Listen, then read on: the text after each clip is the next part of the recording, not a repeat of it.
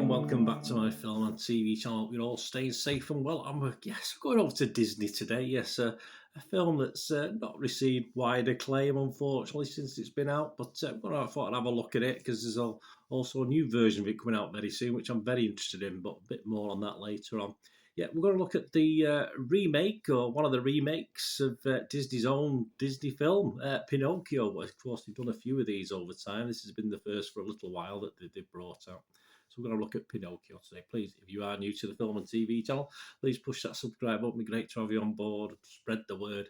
And of course, if you like it, just give us a thumbs up. Just push that little button there if you like what I try and do. I try and inform and entertain with other people's opinions, other critics, other things as well. So not just my views, and then I'll give you my little two pennyworth at the end. So hopefully a bit of information if you fancy watching this, or you just want other opinions on it as well, because you might have thought different yourself. Leave us your comments. Let me know what you think.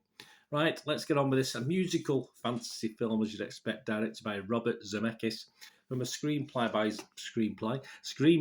Zemeckis and Chris Weitz, produced by Walt Disney. A live-action remake. This, of course, like they've done over the last how many years? Probably about 3 years since they've been starting these. Of the 1940 classic. Bit more on that in a moment as well. Of the same name, which itself is based on the 1883 Italian book, The Adventures of Pinocchio by Carlo Collodi. I might read of that one day, but I never got round to that.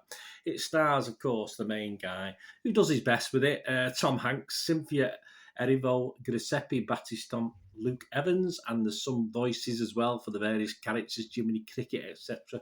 Benjamin Evan Ainsworth, Joseph Gordon-Levitt, Keegan-Michael Key, and Lorraine Bracco. And the story, well, do you need to be told? Yes, well, that's part of what we do, isn't it? The story follows a wooden puppet named Pinocchio.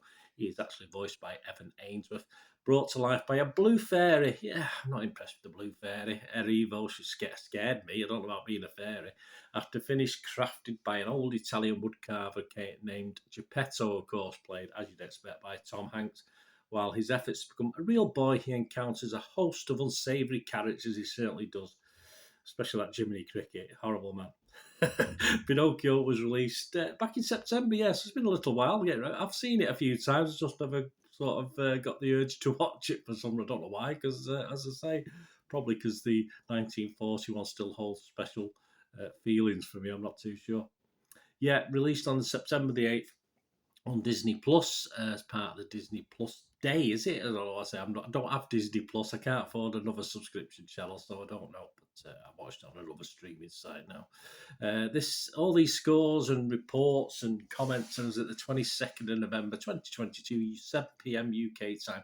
The public don't really like it. 2.1 out of 5 on Rotten Tomatoes audience with a 29% positivity. Not good. Just over a quarter of the people said it was okay. I think that's a bit harsh. It's not harsh as in what they're doing comparing to the original, etc. But I think as a standalone project, I think that's a bit harsh. Their sort of consensus says just watch Disney's original Pinocchio instead. Well, I totally agree. With that.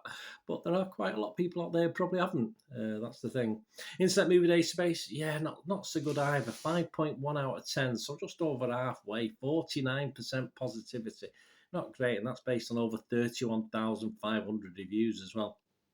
So the public don't like it. What about the critics? Well, it happens. The critics don't like it either. Rotten Tomatoes, just 28% positivity from 170 critics. So that's not great. An average rating of just 4.7 out of 10. Danny Lee from the Financial Times, he said, the animation is now so hyper-advanced, the landscape of the movie so eerily, both this and that, it is easy to get confused about where reality stops and ones and zeros take over. Yes, so that's Danny Lee. I'm not sure that was a fresh or a rotten. I think it was a fresh, actually, just because he was inspired by what he saw on the screen rather than perhaps what we're really looking at. Alex Godfrey from Empire Magazine said, though not without charm and some splendid CGI, it isn't. This scattershot grab bag of good intentions results in a bit of an emotional flatline. This puppet will not tug on your heartstrings. Totally agree.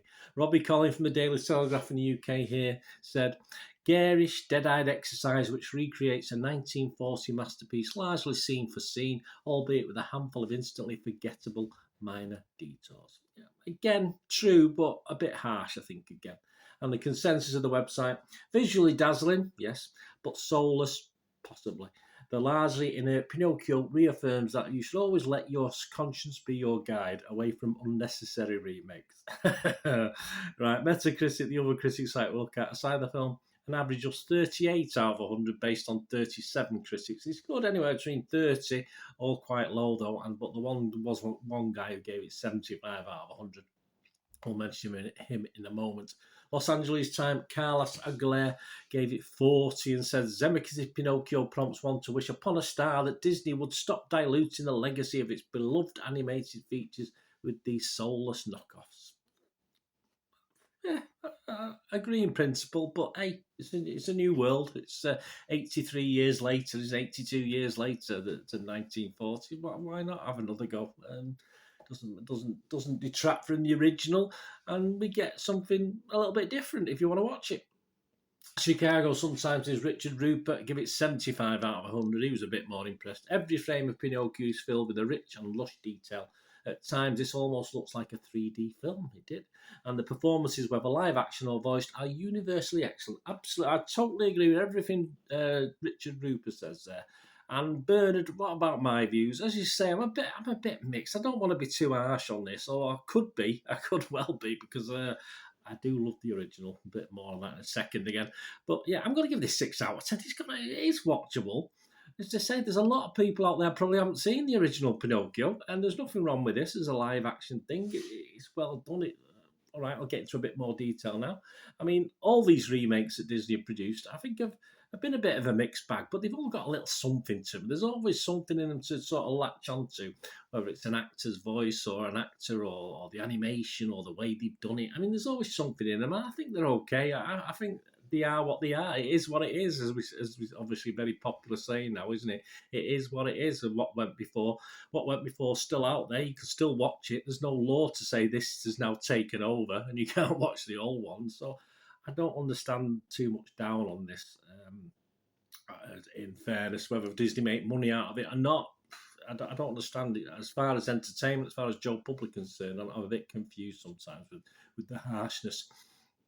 And as I said, Pinocchio has a special place in my heart because it's probably one of the. I used to go to the pictures with my mum to watch the Disney stuff, etc. I used to go to pictures with my dad to watch all the war movies. I loved it, fantastic, because that's why I like doing these reviews, because I like all sorts of films, from musicals to kids' films to grown-up adult horror films and war films, etc. So I'm very eclectic.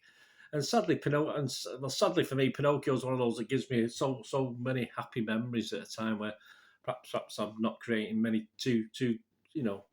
personally, not too many new ones at the moment. So it is sad for me to watch Pinocchio and remember Pinocchio and the happy times ago, because it is one of the first pictures I remember going to watch. I used to be left in my own. My mum used to take me, but then she used to leave me because there was a bingo hall up the road. So I used to get left at the age of 8, 9, 10, whatever it was, in the cinema on my own to watch these things, and I loved it. Different times, of course, then. But obviously, my mum would come back at full time. You know, she'd asked a friend who was one of the usherettes to keep an eye on me, and she'd be back at full time. I'm quite an happy chap. I didn't cause any problems, so I was there when she came back after a bingo finish. So don't tell your dad. That was what I was told, and that's the sort of thing, and that was the sort of house I was living in at the time. So it does have special memories for me, because it is one of the first movies I do remember watching on my own. And then as I grew up, I still continued to watch it because I loved it. I thought it was a great film. So yeah, as I say, I could have a real downer on this because yes, it's not a patch on that. But this is a good family watch, as I say, for a lot of families who haven't seen the original or not had that much interest. A lot of kids these days probably, they're probably not overly impressed with the cartoons. They are, but obviously not to the extent we were, and they like this live action stuff. So why not? It's fair enough. The additional songs aren't great, of course they're not. The old ones have a little update, which is okay. Nothing wrong with that. I get a bit bored listening to the same thing anyway, so it's nice to have a little bit of a difference. I'm not sure. I thought this live stuff might be a little bit darker. I thought it might. I don't know. Certainly, the animation for me was scarier. I've not watched it for a long time. Don't get me wrong, but I just think this lacks a bit sanitized for me, which is a shame. I thought they might have made it a little bit more scary. Kids can take a little bit of edginess, can't they? And darkness, of course they can. But of course, perhaps possibly, as I mentioned earlier, Disney have one eye on the fact that we've got a Del Toro version of Pinocchio coming up very, very soon as I'm recording this, within the next week or two, I think. So yeah, which I'm looking forward to. So perhaps Disney knew that when they did this, so they stayed pretty much on a lighter frame. So that's fair enough. For me, as I said, 6 out of 10. It was an okay watch. I think the low scores are a bit excessive, as I said throughout this review. I can understand why, but I can understand why, but in ways I can't understand why, because it's 2022 now, and why not have a go at updating something, all right? And as I say, it doesn't detract one iota from what's come before, and you can go and watch them. And if someone said to me, right, over the next many years of your life, Bernard, you have to watch Pinocchio 100 times, which one would you watch? I'd probably watch the old one 99 times, and might stick this on towards the end just to say, it's not quite as good, is it? And that's it. That's how I feel on it. Let me know your thoughts anyway, guys. Thanks for watching. Please, until we meet again, I want one thing, don't I? Please stay safe, everyone. Bye for now.